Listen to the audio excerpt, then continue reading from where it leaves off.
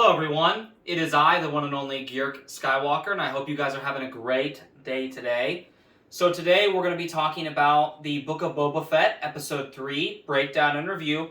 Now before I get into this review, I'm going to preface three things for you. Number one, I have an iPad here with notes, so I'm going to be looking down at that from time to time. Let me move this just a little bit closer.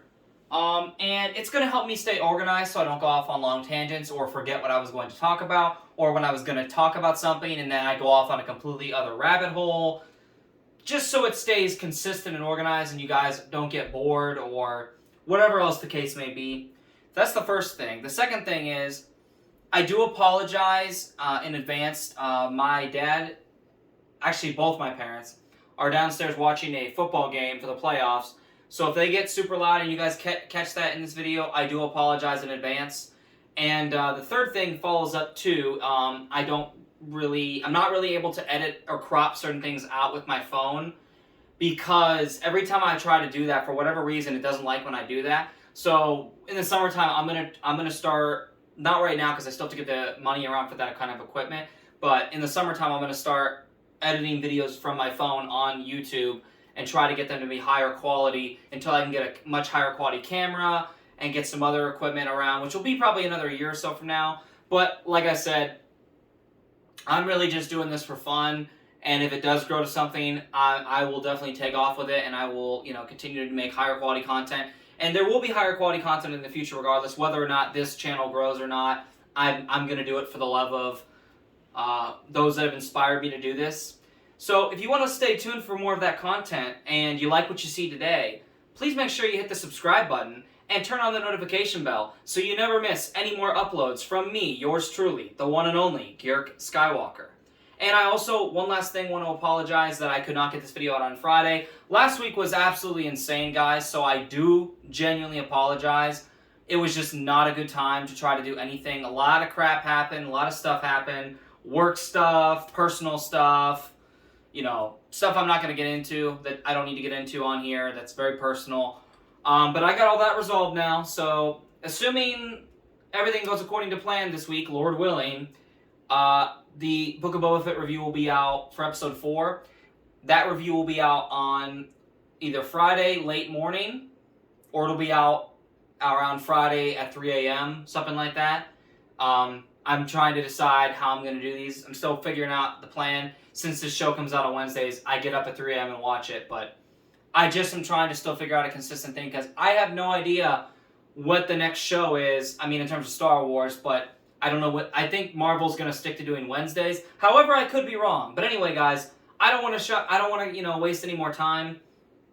So, without further ado, I can assure you this, assuming everything goes according to plan in the next several weeks to come, all the Book of Boba Fett episodes will be out on Friday. The reviews of them, I should say, for my channel will be out on Friday either at 3 a.m., late morning, or early afternoon. That, I can assure you that. And if something happens and I can't get it done and it's not going to be out till a certain day, I will always make sure to let you guys know from now on and try to be more professional in that regard. So I do apologize for those three things, or those two things, and then the iPad is, I don't really apologize for that, I kind of need it. But anyway, let's not waste any more time, let's get right into the breakdown. So, alright. So, we start off with this spider-like looking robot that you see in Jabba's palace that 3PO is scared of in Return of the Jedi. Now, it has a red liquid bulb filled with red liquid that's underneath it. Now, what is that, you may ask? Well, in Star Wars, this is called a Bomar monk. Now, Jabba the Hutt's palace, that Boba now resides in this show, as he's now taken over as the Crime Lord. For those that do not know, Jabba the Hutt died in Return of the Jedi. For those that do know. For those that don't know, he was a powerful Crime Lord gangster, and then he was killed in Return of the Jedi by the main heroes, Luke Skywalker. Technically, more so, his sister he didn't know he had, Princess Leia. Spoilers, I know. At this point, you're about 40 years late. Bib Fortuna, Jabba the Hutt's right-hand man, took his place. 5 years later, Boba Fett, after helping the Mandalorian rescue Baby Yoda, a.k.a. the child, a.k.a. Grogu, a.k.a. I must consume everything, after he helps rescue him from Moff Gideon and the Imperial Remnant at that time. He goes back to Tatooine with Fennec Shand, who's right here. She's a master assassin. And he kills Bib Fortuna and takes on the Crime Lord. Or takes the throne of Jabba the Hutt as the crime boss of Tatooine. And now he's going through a power struggle in this show that we're seeing.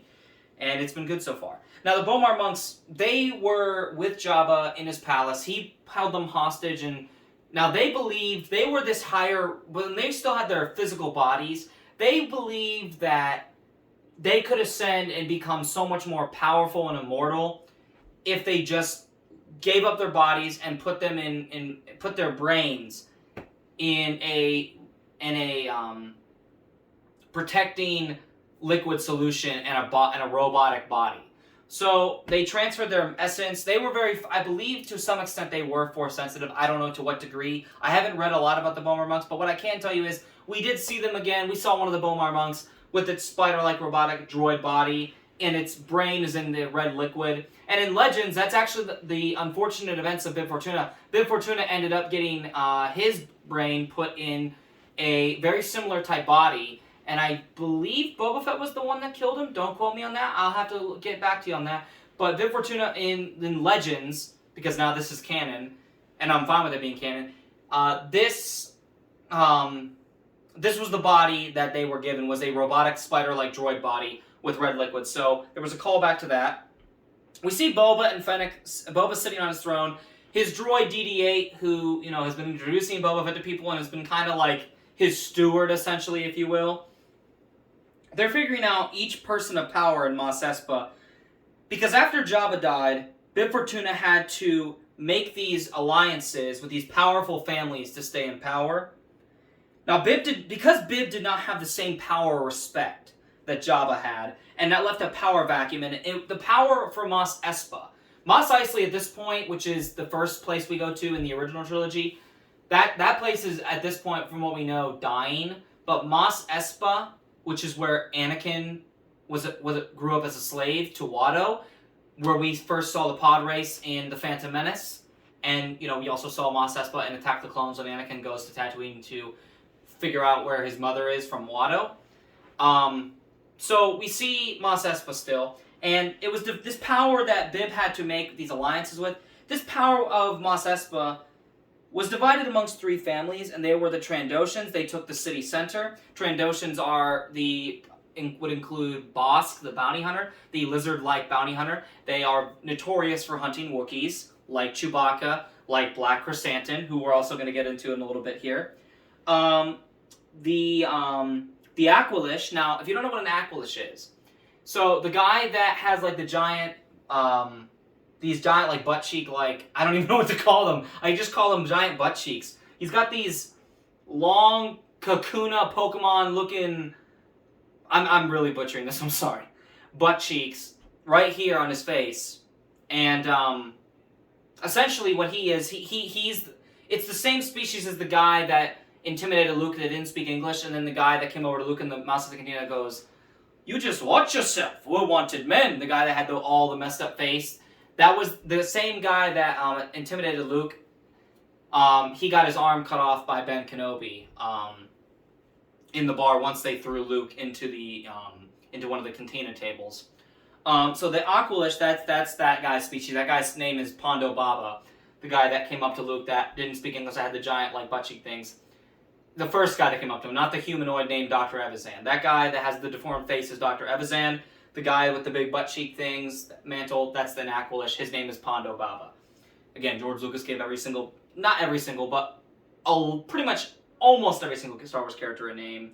So the Aqualish, they took the Workers' District, and the Klatooinians, they took the Starport and Upper Sprawl. Now, Boba meets with one of his vassals, and he makes sales on half of the moisture farmers on Tatooine in the Workers' District, and he makes a deal with Boba that if he helps him deal with these cyborg, half-human machine gang of teenagers that stole water from him and that have been harassing him, that in return, the broker would double his tribute to Boba.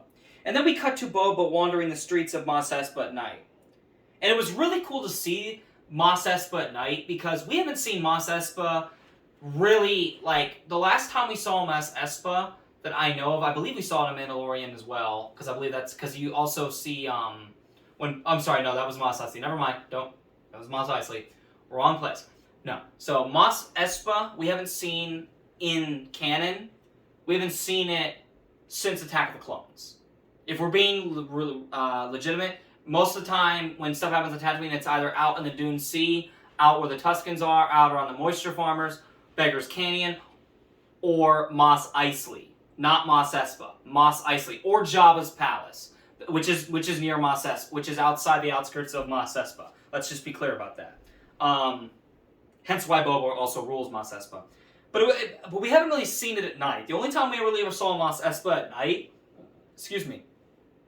the only time we really ever saw Mos Espa at night was when Qui-Gon was getting a blood sample of Anakin and sending it to Obi-Wan to figure out his midi-chlorian count at Anakin's house in The Phantom Menace. That's the last time we saw Mos Espa specifically at night, and I guess Mos Espa specifically, because Darth Maul being in the outskirts of Tatooine does not count as Mos Espa. That would be the outskirts of Tatooine.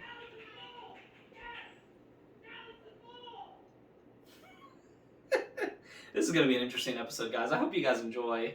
Because I am going to have to definitely get to getting that equipment around at some point. But anyway, guys, I digress.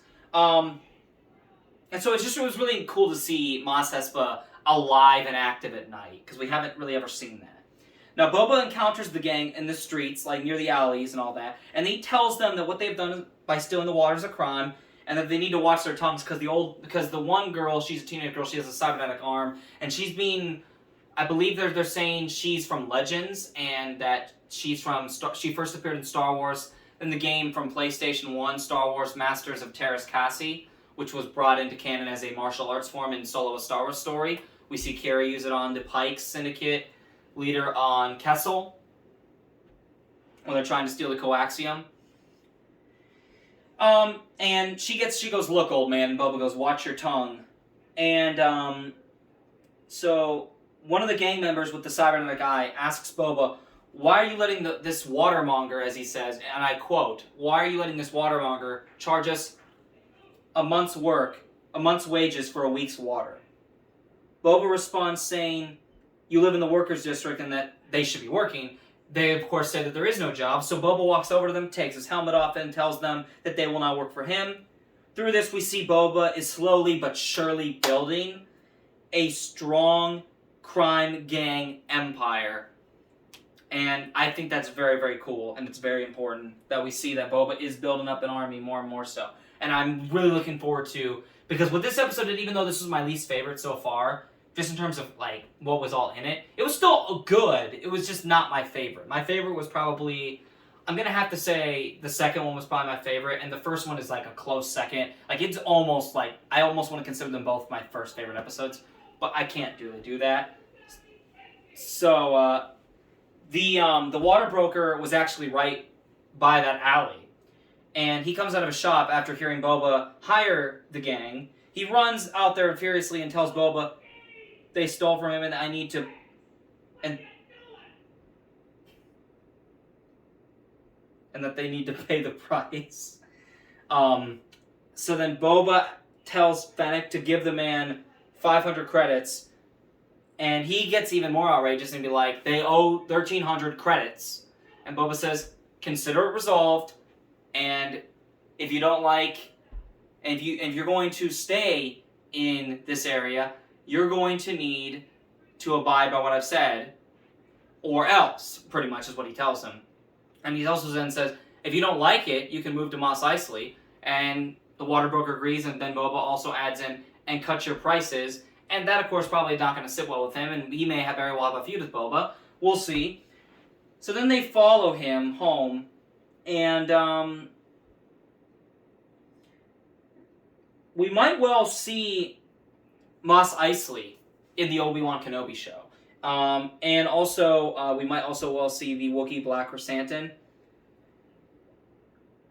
And then we cut to Boba having another dream sequence in the Bacta tank. And it starts off on Kamino right before the events of Attack of the Clones, and Boba is a boy sleeping, and he's running in his bedroom on Kamino through the halls of his bedroom as he watches his dad, Jango Fett, take off in the Slave One. And we can only assume that Jango at this point, whenever Boba's having that dream, is he's heading off to Coruscant to meet with Zam Wesell to assassinate Senator Padme Amidala right as the events of Attack of the Clones begin. And Daniel Logan, the actor that played Boba Fett in Episode 2, he is this was a digitally recreated image of him. His face is now covered over by Tamura Morrison, who plays Boba Fett, who was also, if you don't know, he was Jango Fett, Boba Fett's father, since Boba Fett is a clone of his father, Jango Fett. He played Boba's father, Jango Fett, in Attack of the Clones. And I think it's also really cool that Tamura Morrison, I just think it's cool that we got to see him, because we heard him do the voice in the 2004 all the way to now special editions of 4, 5, and 6 to match up with the canon of the prequels of Tem Morrison being Boba Fett's father, Jango Fett, and Boba Fett being a clone of his father, technically. Basically being his father, essentially. He's a clone of his father. So anyway, moving on, I just think that was a really cool scene to see that. But obviously you can tell that Boba is still very much haunted by his father being decapitated on Geonosis in the arena battle in Attack of the Clones by Jedi Master Mace Windu. And he hasn't really fully dealt with that. And of course the Sarlacc pit, who knows how long he was actually in there. We know that by the time he got to Mos Eisley, he leaves the Tuskens in this dream sequence, and we know that at this point when he goes into Mos Eisley, he sees the Stormtrooper heads that Din Djarin and the Mandalorian saw in the first season of The Mandalorian when you first see him on Tatooine. And so what we know now at this point is, in this dream sequence, Boba Fett we are entered the after Return of the Jedi era. It is no longer before it ends it's no longer before it ends. Boba Fett has now entered in his dream sequence. He has entered the after Return of the Jedi phase, which is what Mandalorian and the Book of Boba Fett are both in. He goes to speak to the Pikes. He asks a couple Jawas. They point him in the direction. Boba is on a bantha in his traditional Tusken Raider garb that he got at the end of Episode 2 of this first season, obviously. It's only been one season. What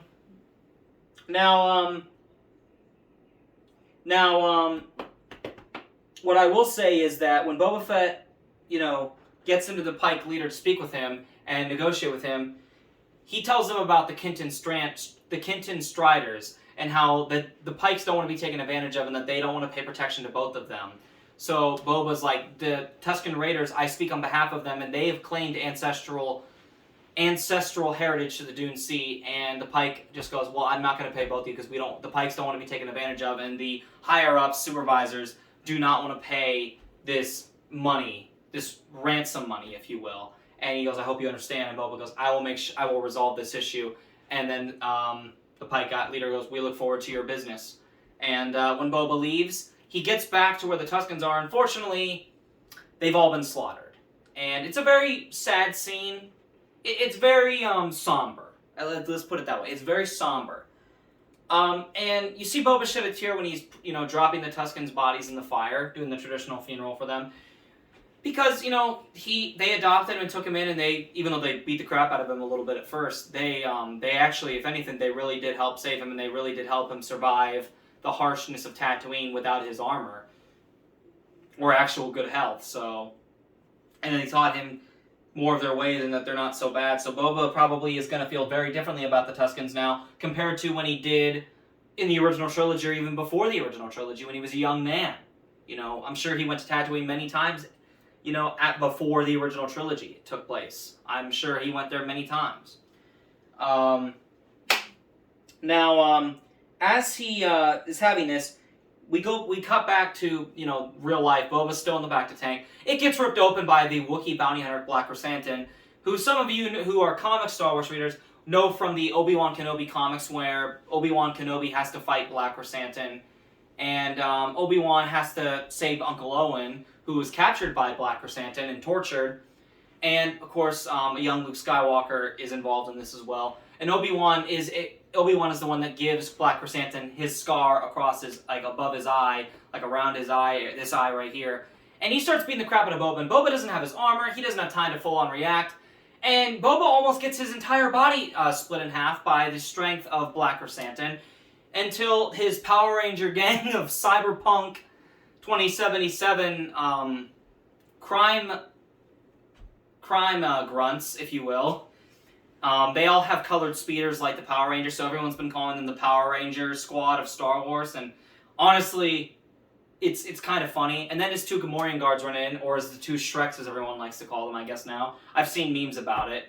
If there was like a photo of all of them, Boba, Fennec, and then two Shreks, which stand for the Gamorreans, and then all the Power Rangers, because of the gang, have literally colored rainbow Power Rangers. Well, not rainbow, but power. They all have the color speeders of the Power Rangers: blue, red, yellow, green. I think purple. I honestly can't remember, dude. But I know that blue, yellow, green, and red. I do know those ones exist. But it just does not really fit well in Tatooine. I mean, I hope that they get some better development and they make them cooler. They could definitely... I could see them on Coruscant, but I really don't understand... I mean, I just don't see them on Tatooine. Like, maybe in the Old Republic, but not in this time period. I don't know. It just feels off of the setting. But I digress. So, then, Black Chrysanthemum takes a bite out of one of the Gamorrean guards' shoulders. He squeals in pain. And then finally, they knock him down, and Fennec gets him in the trap. He's holding on with one hand, pulls a knife out of one of the pockets of her sniper, throws it at his hand elegantly, and he falls into the Rancor pit with no Rancor in there. Boba tells them to put his Gamorrean guard in his back to tank, and you also just wanted to touch on one other thing. When you see the Tusken tribe, you get flashbacks of nostalgic flashbacks of Anakin Skywalker just killing that Tusken tribe that killed his mother Shmi. And, I think the other thing too is that with the Stormtrooper heads being on pikes, what you see of that is we're at the point in the flashbacks after Episode 6 from the Jedi has ended and the Empire's fallen and Emperor Palpatine, at least in my headcanon, has died for now until the Dark Empire comics, or a little before that. And on the Disney timeline of canon, has already transferred his spirit over to Exegol, where the events of the Rise of Skywalker will take place and end the quote-unquote 9 Skywalker saga film. Take it as you will. And I really enjoy this time we cut between 5 years and 5 years after and 5 years before, right now, after Return of the Jedi has ended and during this time of Book of Boba Fett, if that makes sense.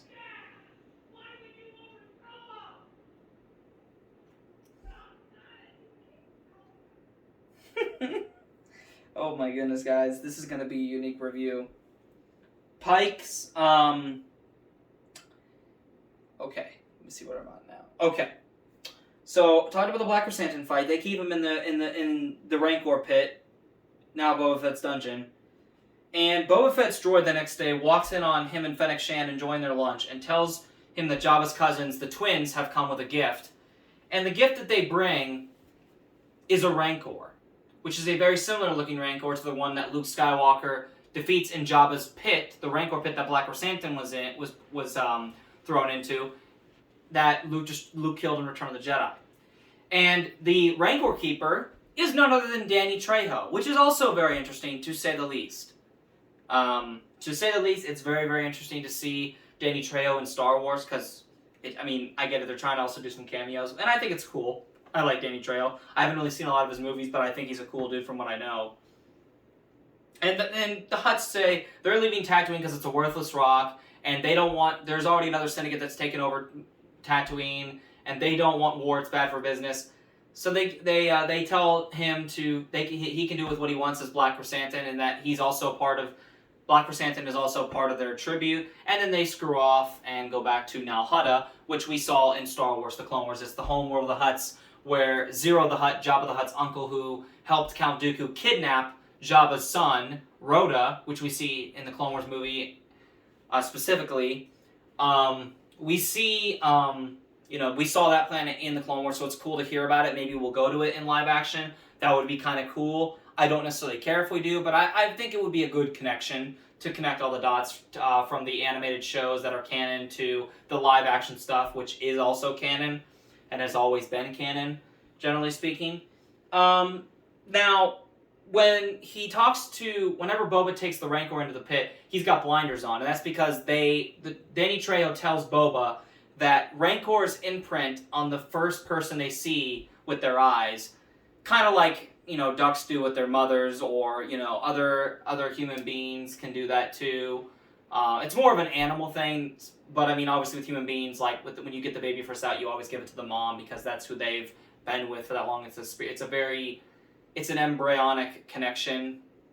I think that's the word. And Boba is told that the Rancor is depressed, and he's like, this beast can feel such emotions, and then Danny Trejo said, yes, they're very emotional, complex creatures. And on Dathomir, the witches of Dathomir, they had bonds with the Rancors, and they would ride them through the lush forests of Dathomir and the black fern forests of Dathomir. And of course, we saw Dathomir in the Clone Wars series, we see it in the comics, and we saw it in the game Star Wars Jedi Fallen Order, when Cal Kestis goes there, and he meets a fallen Jedi, and he also meets the last surviving Night Sister, Asajj Ventress is dead. The last remaining Night Sister named, I believe her name is Mirren? I think it's Mirren. Anyway, she's the last surviving Night Sister. You meet her in Jedi Fallen Order. And you go to Dathomir in Jedi Fallen Order, and you fight the corpse zombies of the Night Sisters that General Grievous and his droid army killed in the Clone Wars series. Which is another cool callback, just to really hear that. And that Boba wants to learn to ride it. And, he has an emotional connection. It was cool to see a Rancor respond to Boba. And before all that happened, of course, Boba also released Chrysanthemum and tells him advice, as he says, quote-unquote, from an ex-bounty hunter, to not work for scugholds like the Hutts because it's not worth it. And Chrysanthemum leaves, and Lord knows where he goes. I have to sneeze, excuse me. Woo! All right. So, yeah, I don't know. We very well could see Chrysanthemum again. My opinion is we most likely will see him again. But again, I'm not fully sure if we're going to see him again. I honestly, God, have no idea. I hope we also see him in the Obi-Wan Kenobi show, and we get that comic line where Obi-Wan fights Chrysanthemum and rescues Uncle Owen, along with Luke's help, a young 10-year-old Luke's help. It would fit perfectly, because Luke's around, I want to say 9 or 10 in the comic line that I'm talking about. This show, the Kenobi show, is going to take place 10 years after Revenge of the Sith, 10 years before A New Hope, which is in that happy middle known as 10 years before the Battle of Yavin, which takes place in Episode 4, A New Hope. So, I hope we, honest to God, do see, I really, honest to God, hope we do, I'm sorry, it's 9 BBY, excuse me, the happy time, because technically Revenge of the Sith happened in 19 BBY. My apologies. So I really do hope we see Chrysanthemum fight Obi-Wan. That would be really cool to see. And I hope we see him again in more other shows, and I hope we get to see him more in the Book of Boba Fett going forward. Maybe Boba will have to fight him as a boss, or maybe he'll join Boba's side. I have no idea. We'll see, guys. It was really, really cool to see Black Chrysanthemum, though. Now Boba Fett realizes that the Hutts, that when they say that they don't want any war, that they're lying. He's like, that they definitely benefit from war. And honestly, they probably do benefit from their other sides warring. And of course, in the War of the Bounty Hunter comic line, the Hutts, are trying to steal Han Solo back. They're all trying to fight over him. They get into a squabble and fight with the Imperials. Vader wipes out a bunch of the Hutts from that council, and Jabba is the last remaining member of the council, and he assumes all their power and gets Han Solo and Carbonite delivered to him by Boba Fett successfully, after Boba Fett has to get Han Solo back from Kira, who stole him by the use of Bosk and Zuckuss and all these other bounty hunters that were trying to get Han Solo's Carbonite body to Jabba first, or to somebody first. And that's the storyline that was taken from Legends, adapted from the Legends Expanded Universe, which I thought was really well done, and I thought it was really cool to see all what they did with the War of the Bounty Hunters. I thought it was a really cool comic line. Definitely check it out if you are interested in that kind of stuff from Star Wars. And obviously, throughout history, all the way back to the time before the Old Republic was even formed, Hutts have lived for millions upon millions upon millions of years. And they were in Legends, and even I imagine the new canon, they'll eventually, whenever they get there, Hutts have always been power. They have always held power over entire races of people. All the way back throughout the entire history of Star Wars, they have always claimed more power and territories, and they have always loved to do so throughout the history of Star Wars. And Boba Fett, when he talks about riding the Rancor, another thing too, he says, I want to ride this Rancor. I've rid a beast 10 times its size. And that's actually a reference to the mythosaur that Boba Fett rides in the Star Wars 1978 holiday special. It was the cartoon portion of the live action 1978 Star Wars holiday, infamous Star Wars holiday special, because it is very infamous. I actually have it right here on on VHS. And it actually works. And you can see right here on the back, for those that don't know, this is Boba Fett. This was Boba Fett's official first debut in Star Wars. Now, he was actually at a festival. There's a 22-minute segment on here called Under the Helmet: The Legacy of Boba Fett. And I recommend you guys check it on Disney Plus. It's very cool. Boba Fett actually made his first official appearance, technically speaking, at a festival in George Lucas's hometown of in California, which the name of it is slipping me at the moment, but it was an annual festival, and I believe it was held in the fall of 1977. I want to say that. And anyway, Boba Fett was there along with Darth Vader, and he had it was a white suit at the time, and then they adapted it to the holiday special, and then it became so good that George Lucas is going to make Boba Fett a stormtrooper, a form of an elite stormtrooper, but then they decided that they didn't have the budget for that, so they then decided to instead go with making Boba Fett a bounty hunter, and then hence we see a Boba Fett from The Empire Strikes Back, and the rest is history, guys. So yeah, it was a cool reference to that, and obviously Mythosaurs, the Mandalorians in the Legends Expanded Universe, Old Republic, they did ride the Great Mythosaur, as also mentioned in canon by Din Djarin, or to Din Djarin, by the Ugnaught Kuiil, who was helping him get his parts back from the Jawas that pretty much just completely and utterly stripped his ship clean of parts he needed to get Baby Yoda at the time, that we knew him as Baby Yoda, off of that planet where he found him. Now, with all this being said, he goes to talk to Mayor Mok Shaiz, the Ithorian I mentioned, the Ithorian mayor that is causing issues for Boba, and his very houseplant characteristic beta male like Twi'lek Majordomo. He goes to talk to them, and the guy's like, yeah, let me see what I can do with the schedule in his way. He locks the door behind him and tries to get in his speeder and escape, and a very, very old person chase that feels like it's going 5 miles per hour ensues.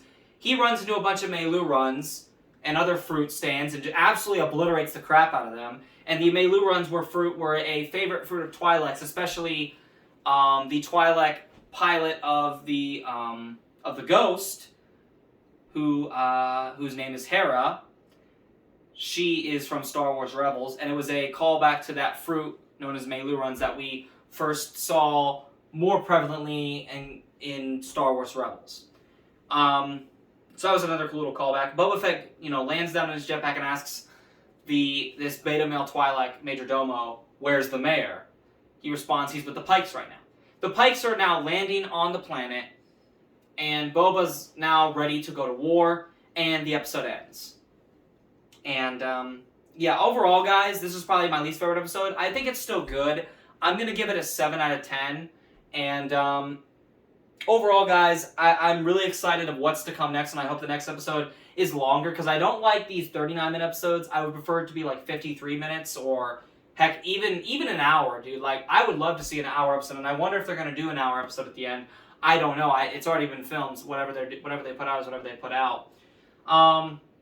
But I think what they're doing with Boba Fett is really well done. I think they're really respecting the character overall. I just think he is being a little too nice. To a certain extent, he is being a little bit too nice to everyone around him, and I think that needs to change, and hopefully that will change. But either way, guys, what did you guys think? Did you guys like the episode? Did you hate it? Do you like this show? Do you not? What are your guys' thoughts on it? Leave your comments down below. And once again, it has been me, yours truly, the one and only Georg Skywalker. I will see you guys, Lord willing, next Friday, either early morning or late afternoon, for the Book of Boba Fett Episode 4 breakdown. I'm really excited for what is to come. And until then, guys, I hope you guys have enjoyed. God bless. And remember, the Force will be with you. Always. Take care, guys.